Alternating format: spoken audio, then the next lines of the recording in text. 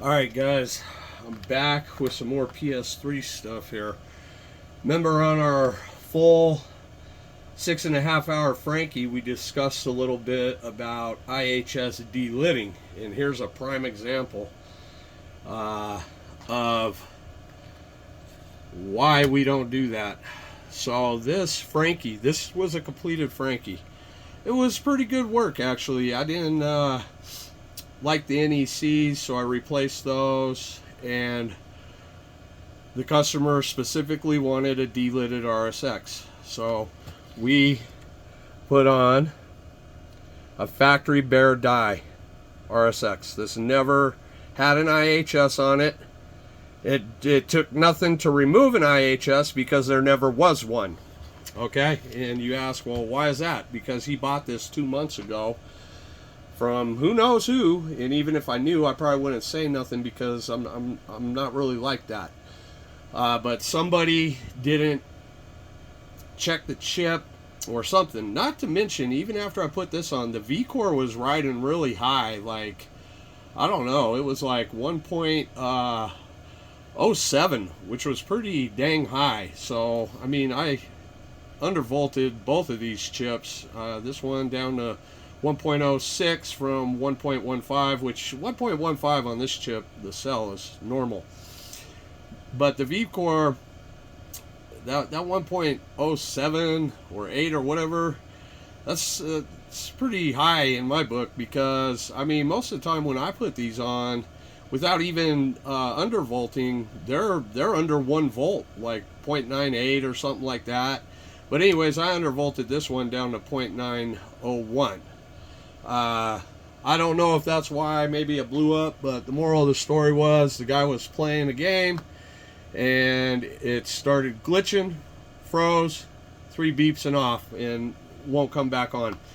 I get the unit, PLL here, V-core, and I think the VDDIO was short too. I mean shorted.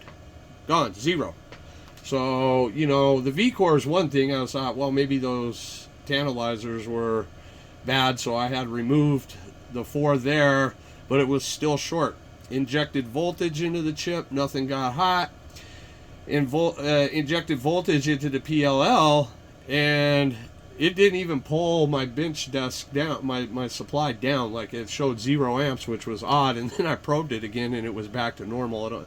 It's almost like the injected voltage blew something away and freed the short. But however, nothing on the board had changed on that network domain, which is a pretty small one. I mean, none of these chips or the caps on the back had released or burnt. I mean, we put it under a thermal camera anyways that records when you inject, just to catch anything. Nothing like that happened, so something definitely in the chip itself went wrong. And so, I mean, the BGA job itself was good. I mean, I didn't find no problems on the board or the chip BGA wise, but that just goes to show you nobody knows really where this chip came from. I mean, I don't know the builder, like I said, but I mean, this chip here, factory bare die, no mechanical stress getting it off, no fractures to the chip, right? We know it's good, and it was fully booting and played games and everything, and it's got really good readings on board and off board, really good readings. So it's great silicone. So anyways, with that being said, since we did that, we're gonna go ahead and we're gonna put the phase change material on these for this guy, and get that ready to go for him. But I just kind of, you know, this is kind of, I don't know, my want to say a short video. You know, my videos, they're never short. I like to talk a lot and blah blah blah, right? So anyways, I just find it curious. This guy got this Frankie wherever he got it, ran it, only had it for 2 months, and he's out. I don't know what he paid. He didn't really tell me. I may ask him that, but he sent it over here, and he's willing to put a lot more money in it through us, just based on our reviews and a lot of things on the internet, Facebook, and our reviews. But people want to talk about cutting corners. Cutting a corner is mechanically removing an IHS instead of just putting a factory bare die on the board to begin with. That's cutting a corner. Okay, we do the slim one with the IHS, and we don't really have any problems with it. We leave that on. But if you want the premium, the best of the best, this is the last chip made, the last revision, factory bare. We can access the dies. Now they both become eligible to put either good thermal paste or phase change on. And in this case, we're going to put phase change on both of these for 20 bucks because it's worth every cent. So I got the phase change in the freezer. Let's go get it. And I always have fun with that stuff. It's a pain in my butt. I'm going to tell you right now. It's always a pain. Want to make sure these are cleaned up here pretty good before we put the phase change on there.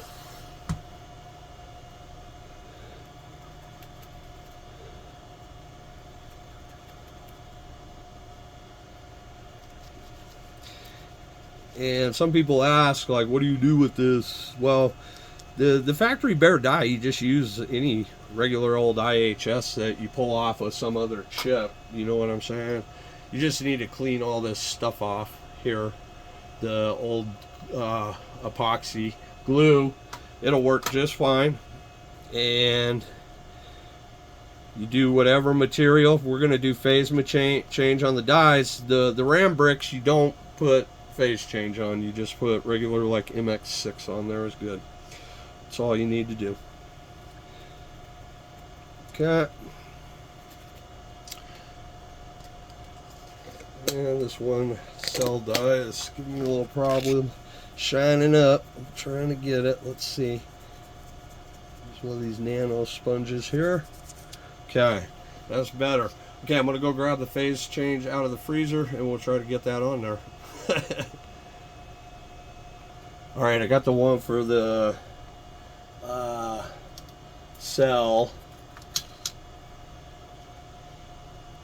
and so I only brought this one because I let the other one stay in there.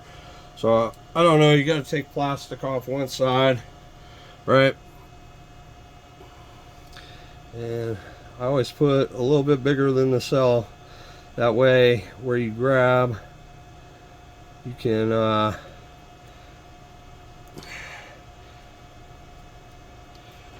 don't worry about it too much, because this part here is a pain in the butt here. It always likes to do something weird on me.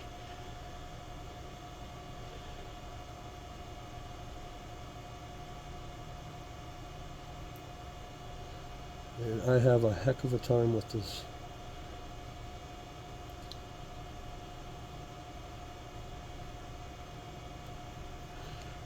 Every time. Pain in my butt.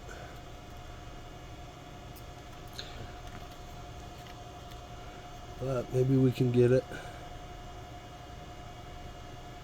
I've been trying to find some different ways to get this on. It's always different every time. If anybody got any suggestions for me, you let me know. I've watched a couple of videos, but it never works out for me like how those videos do. Sometimes I just yank it, and that seems to work. But I try to get it off with too many, or without any wrinkles in it. That's the part, dude. That always seems to be a pain in my butt. See, just like there, it's already messed up. So it's pretty annoying, to say the least. We'll try here.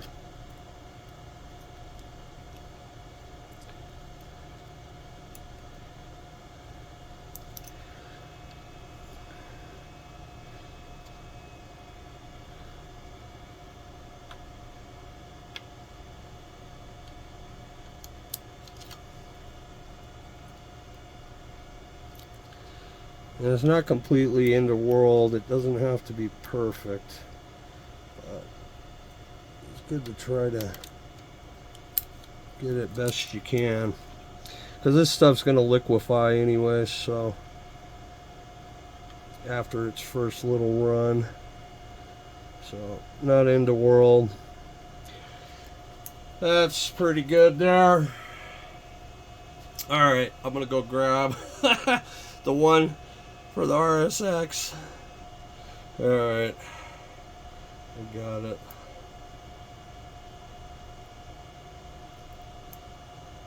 Always comes off so dramatically easy on one side. But as soon as you start messing around here, it turns into some sort of nightmare. It always seems like, for me anyways. Maybe I'm doing something wrong. So I always put that little extra floating over there like that. Because it seems to me when I grab it down here, you know, I don't know, it's hit and miss. See, like right now I'm trying to get under there. There we go. So I kind of got it broke loose there.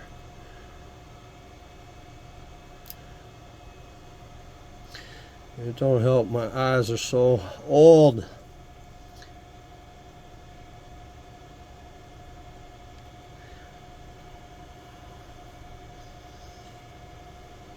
I have a heck of a time anymore.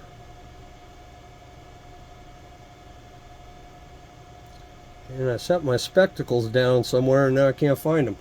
That's always a fun one, I gotta say. It's kind of funny. Can't find my spectacles.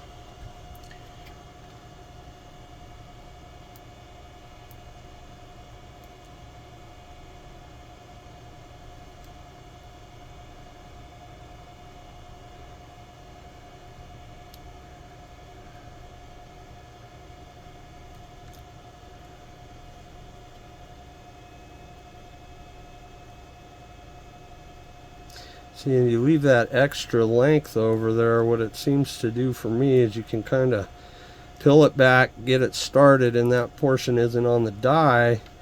So if it gets a little wrinkled or whatever, it's not that big of a deal. You know what I'm saying? That's how I take it anyways.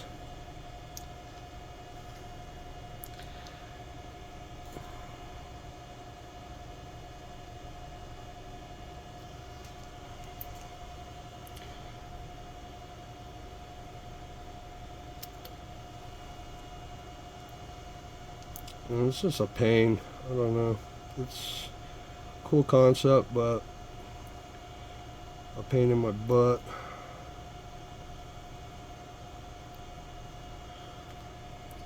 Like right here, I got this little tiny section here. There, I was able to make it work.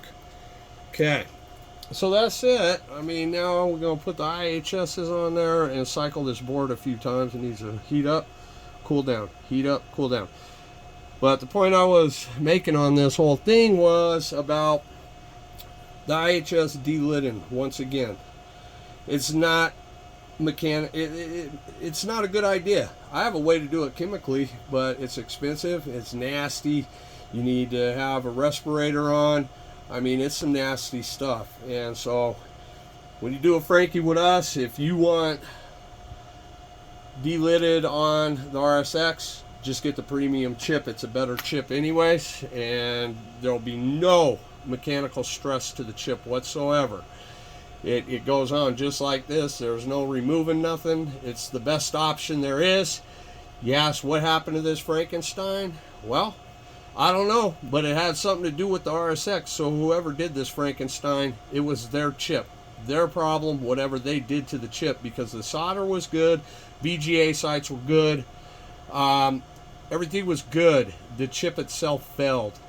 Voltage mod was correct. It was putting out 0.957, which is a little higher than mine. Mine always are 0.949 or exactly 0.95, depending on that resistor, how, you know, their 10% play. So, but I used the actual resistor combination that Sony did, which makes it exactly 0.95. His was a little higher, so I don't know if he just scavenged some capacitors from somewhere, or if they're just a different quality of, or I mean not capacitor, resistor, different quality of resistor or something. I'm not real clear on that, but I'm going to leave his voltage mod intact because it was good. And once again, we go back to asking, like, why other Frankie builders care why I do a modular package.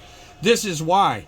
Because I'm only going to charge for the RSX and the new tantalizers. And I mean, I probably could have just put the other dude's tantalizers on there, but the caps were kind of inferior looking. I mean, I pulled their part number. They're not very good. So, you know, who knows about the MLLCs that you really can't know who they're made by.